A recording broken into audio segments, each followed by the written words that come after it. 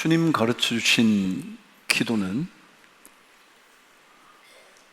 가장 중요한 두 부분으로 나누어져 있다 생각이 됩니다. 하나는 하나님 그분에 관한 이야기, 그리고 우리의 삶에 관한 이야기입니다. 그래서 이 주님의 기도는 그리스도인의 삶을 위한 기도다, 제가 말씀을 드렸습니다. 하나님을 향한 그리스도인의 삶, 이 땅 속에서 하나님의 뜻을 이루어가는 삶, 그것을 위하여 주님께서 직접 기도를 가르쳐 주셨습니다. 그 기도는 이방인들의 기도와 다른 기도였다. 당연하지 않겠습니까? 그리스도인의 삶을 위하여 가르쳐 주신 기도니까 이방인들의 삶과 다른 그리스도인의 삶을 위한 기도니까 다를 수밖에 없죠. 특별히 그 기도는 외식하는 기도가 아니어야 한다는 말씀 뒤에 주어진 기도거든요. 외식은 겉과 속이 다르다, 그게 외식이거든요. 그러니까 그리스도인의 기도는 입술로 드러나는 기도와 내 삶에서 이루어지는 그 무엇이 자꾸 일치하는 그런 기도여야 한다 말씀을 드릴 수 있을 거예요. 근데 이 주님의 기도는 많은 청원의 기도를 드리고 난 다음에, 예를 들어 우리에게 일용할 양식을 주시고 시험에 들게 하지 마시고 용서할 수 있는 힘을 주시고 악에서 건져내 주시기를 요청하는 청원의 기도에 이어 그 기도를 마무리하는 기도가 오늘 여러분과 제가 묵상하려고 하는 것입니다. 13절 앞부분을 제가 읽을 테니까 오늘 여러분과 함께 묵상할 뒷부분을 여러분이 읽어주시면 좋겠습니다. 우리를 시험에 들게 하지 마시옵고 다만 악에서 구하시옵소서. 시작. 나라와 권세와 영광이 아버지께 영원히 있사옵나이다. 아멘. 주님은 청원의 기도를 우리에게 가르쳐 주시고 난 다음에 마지막 기도를 남겨주셨습니다. 근데 그 기도는 더 이상 청원의 기도가 아니라, 요청하는 기도가 아니라, 하나님 이렇게 해주시면 좋겠어요, 하나님 우리 자녀가 이렇게 됐으면 좋겠어요, 하나님 우리 가정에 이런 일이 주님 바뀌어졌으면 좋겠어요 라는 청원의 기도를 마무리한 다음 주님께서 가르쳐 주신 기도는 바로 고백의 기도였습니다. 나라와 권세와 영광이 아버지께 영원히 있습니다. 고백하는 것입니다. 다시 말하면 선포하는 것입니다. 다시 말하면 서약하는 것입니다. 이게 주님의 기도 마무리였습니다. 여러분, 고백을 해보신 적이 있나요? 사랑의 고백 말이죠. 혹시라도 자녀들에게 이런 고백해 보신 적이 있으십니까? 야, 아빠가 화내서 미안해. 아까 아빠가 굉장히 기분이 안 좋아서 너에게 큰 소리를 질렀는데 진짜 미안해. 고백해 보신 적이 있으신가요? 여러분, 혹시 자녀들인 여러분이 엄마 아빠에게 그런 말 해본 적이 있어요? 엄마, 내가 자주 짜증냈으면 미안해. 근데 엄마가 잘 받아줘서 고마워. 나 안 그러고 싶은데 자꾸 그랬어. 엄마 미안해. 고백해 보신 적이 있나요? 평생 별로 표도나지 않는 집안일을 수십 년 동안 해준 아내에게 당신 참 답답한 세월을 잘 견뎌줘서 고마워. 힘든 줄 아는데 내가 그것도 잘 이해하지 못하고 불평했던 것 참 미안해. 고백해 보신 적이 있나요? 아니면 남편에게 당신 힘들 텐데도 우리 가정 챙기느라 가고 싶지 않은 직장을 주섬주섬 옷 챙겨 입고 매일매일 나가줘서 참 고마워. 그래 본 적 있나요? 여러분, 고백을 하면 모든 것이 회복되기 시작합니다. 고백을 하면 무언가 달라지기 시작을 합니다. 오늘 주님께서 가르치신 그 기도의 마무리는 고백이었습니다. 많은 청원의 기도를 하나님 우리에게 필요한 일용의 양식을 주님 허락해 주시옵소서 라는 그런 청원의 기도를 하고 난 다음에 주님께서 고백하는 겁니다. 아버지의 나라와 아버지의 권세와 아버지의 영광이 아버지께만 있습니다.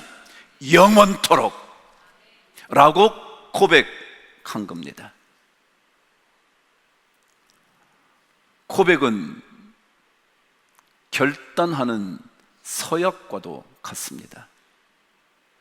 그냥 입술로만 하는 것은 아니고요, 삶 속에서 이루어지게 하는 겁니다. 입술에 터져나오는 이야기가 진짜 마음에 진심이 담긴 서원입니다.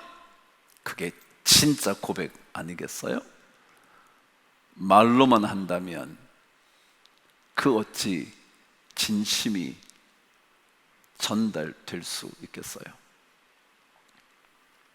그래서 제가 여러분과 함께 주기도문을 계속 나누면서 이것은 그리스도인의 삶을 위한 기도다, 그리스도인이 그리스도인답게 살기 위한 그런 기도다, 아니 그리스도인들이 마땅히 살아가야 하는 그런 기도다, 계속해서 강조해 온 것입니다. 여러분, 마태복음 5장에는 여러분이 익히 알고 계시는 이런 얘기 하나가 있습니다. 누가 너에게 억지로 오리를 가자 하거든 뭐요? 그 사람과 함께 심리를 동행해라. 말씀 없애지 말고 놔두세요.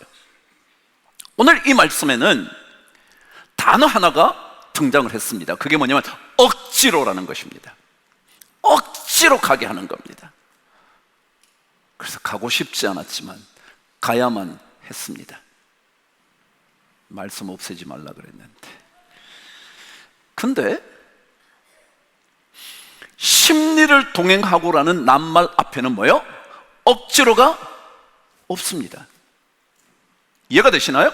억지로 오리를 가자 그랬는데 억지로 심리를 동행한다고 말하지 않았습니다.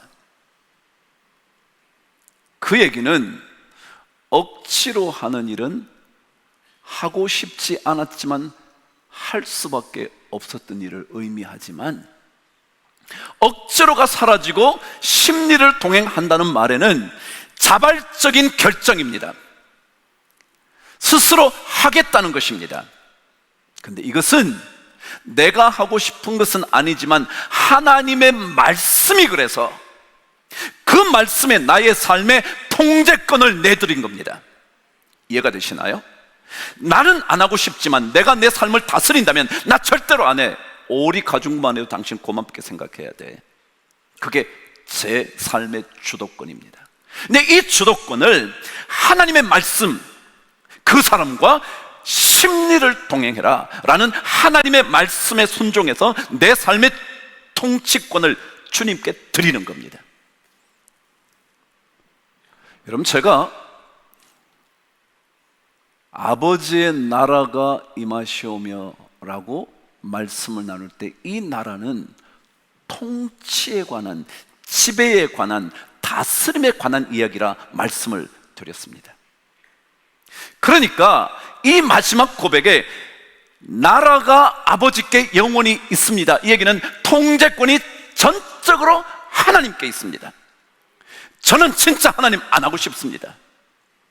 하나님, 저는 진짜 이거 거들떠 보고 싶지도 않습니다. 그러나 하나님의 명령이시니까 제가 한번 따라가 보겠습니다. 내 삶의 통제권을 넘겨드리는 것입니다. 예전 로마 시대에는 로마의 법 중에 하나가 로마 병사가 가지고 있었던 법이 하나 있었다 합니다. 그 법은 로마 병사는 유대인을 노예처럼 부릴 수 있는 권한이 있었는데, 그 중에 하나가 유대인을 불러다가 자기의 짐을 그에게 지우고 오리를 가게 할 수 있는 법이 있었답니다. 그러니까 내가 무거운 짐을 지고 가다가 유대인을 만나면 come, 너 이거 줘, 그리고 오리를 가게 하는 겁니다. 그러면 유대인은 가고 싶지 않았지만 가야 되는 겁니다. 그래서 억지로 가는 겁니다. 더더욱이 고된 하루의 일과를 마치고 집으로 돌아가는 길에 어쩌다가 저 로마 병사를 만나가지고 오리를 지금 짐을 지고 가게 생겼습니다. 집 방향과 다르기도 합니다. 근데 그 오리를 가는 겁니다. 발걸음에 불평이 묻어났을 겁니다. 쿵쿵쿵. 어휴, 이게 억지로 오리를 가는 겁니다. 여러분, 집에 돌아오면 어떤 일이 생길까요? 괜히 기분이 나쁜 겁니다. 아내를 만나자마자 목소리가, 화가 난 목소리가 됩니다. 당신 나 오늘 힘들어 죽을 뻔했는데 로마 병사를 또 만났지 뭐야? 아이, 그 사람 정말 못 쓰겠던데. 자녀를 향하여도 말이 퉁명스러워집니다. 문도 쾅 닫습니다. 자기 분에 어쩔 줄 몰라 합니다. 이게 억지로 오리를 간 결과입니다. 근데 혹시 오리를 가고 난 다음에 혹시 이렇게 말한다면 어떻게 될 것 같습니까? 아유, 제가 오리를 더 지고 가드릴까요? 그 로마 병사가 오히려 어찌할 줄 모르다가 그러면 좋지. 왜요? 오리밖에 지게 가고 할 수 있는 법이 그것밖에 없는데 더 오리를 가겠다니 드디어 갔습니다. 그때 발걸음은 어떨 것 같습니까, 여러분? 불평에 가득 찼을 것 같습니까? 아니요, 자기가 선택한 거니까 조금은 발걸음이 달랐을 것입니다. 그날 저녁에는 혹시 어떤 일이 벌어졌을까요? 로마 병사가 집에 가서, 당신 오늘 별일 다 봤어. 아니, 내가 오늘 유대인에게 오리를 가자 그랬는데 가고 나더니 이 사람이 오리를 더 가겠다는 거야. 우와, 진짜 이상한 사람 다 봤네. 하나님을 섬기고 있었던 유대인을 로마 병사는 알게 모르게 이게 뭐지? 하나님께 혹시라도 영광된 삶이 되었을지 모른다는 거죠. 이거요. 우리의 고백은 뭐냐 하면, 나의 통치권을 하나님께 드림으로 말미암아 하나님 그분이 영광을 받으시는 그 일, 그게 우리의 기도의 마무리여야 한다는 것입니다. 말만이 아니고요. 여러분, 저도 실패자거든요. 진짜 하나님 보시기에 실패한 것들이 너무 많거든요. 제가 여러분 앞에 설교할 만한 그런 사람이 아니거든요. 그런데 또다시 우리는 말씀을 들으면서 그 말씀 앞에 내 통제권을 하나님께 드림으로 인하여 그것이 혹시라도 하나님 아버지께 영광이 된다면 그게 우리 주님의 기도를 제대로 하는 걸 거라고요. 나라와 영광이 아버지께 영원히 있습니다. 여러분, 사실 오늘 마지막 이 고백은 모든 것이 하나님께 되는 거예요. 통치권도, 다스림의 권한도, 그리고 권세도, 곧 묵상하게 되겠지만 이 능력도, 그리고 모든 영광도 하나님께 있습니다. 하나님께 있습니다. 여러분, 생각해 보십시오. 하나님께는 모든 것이 있습니다. 하나님께서 말씀으로 천지를 창조하셨으니 이 우주가 누구 겁니까? 하나님 겁니다. 그분은 여호사밧이 아람과 전투를 할 때 이렇게 말했습니다. 전쟁은 너네들에게 속한 게 아니라 누구에게 속했다고요? 나한테 속했다. 내 거야, 내 거야. 전쟁도 뭐요? 내 거예요. 우리의 모든 생명도 하나님 거예요. 하나님이 가져가시면 끝이에요. 그러나 하나님이 다시 살리시면 살아나요. 그러니까 생명도, 이 우주도, 전쟁도, 재물도 전부 다 하나님 거라는 거예요. 이게 고백이잖아요, 고백. 삶의 고백 중에 첫 번째를 주님은, 야, 너 통치권을, 너의 삶의 지배권을 나한테 한번 넘겨줘 볼래? 주님 겁니다. 주님 것입니다. 고백하는 거죠. 근데 여러분, 다스림의 통치권의 지배권의 이 양 넘겨주는 것이요, 가능하려면 그분에게 능력이 있어야 됩니다. 왜요? 능력도 없는 사람이 내가 왜 맡겨요? 내가 더 잘하는데, 내가 능력이 더 있는데, 내가 더 잘할 수 있는데 왜 하나님께 넘겨줘요? 다시 말하면 하나님의 통치권이 내 안에 이루어지려면 그분에게 뭐가 있어야 된다고요? 능력이 있어야 돼요. 그 능력이란 단어가 뭐냐면 권세라는 단어예요. 오늘 말씀에 여러분이 들으신 나라와 권세와, 이 권세를 헬라어의 dynamis, 영어로는 dynamite, 폭발력을 가진 능력, 그거거든요. 그러니까 하나님께는 그 능력이 있다는 거예요. 그 능력이 있다는 거예요. 그래서 하나님이 내 삶을 다스리는 것이 훨씬 좋다고 고백하는 거죠. 고백하는 거예요. 능력이 하나님께 있으니까. 언젠가도 말씀드렸지만 솔로몬의 성전 앞에는, 성전을 들어가는 데는 기둥이 2개 세워져 있었다 말씀드렸습니다. 근데 그 기둥은 건물을 떠받치는 기둥이 아니라 그냥 세워놓은 기둥이었습니다. 이 건물을 떠받치는 기둥은 벽 속에 가려서 보이지 않습니다. 들어올 때 양쪽에 큰 기둥이 세워져 있었습니다. 하나는 뭐요? 보아스, 하나는 뭐요?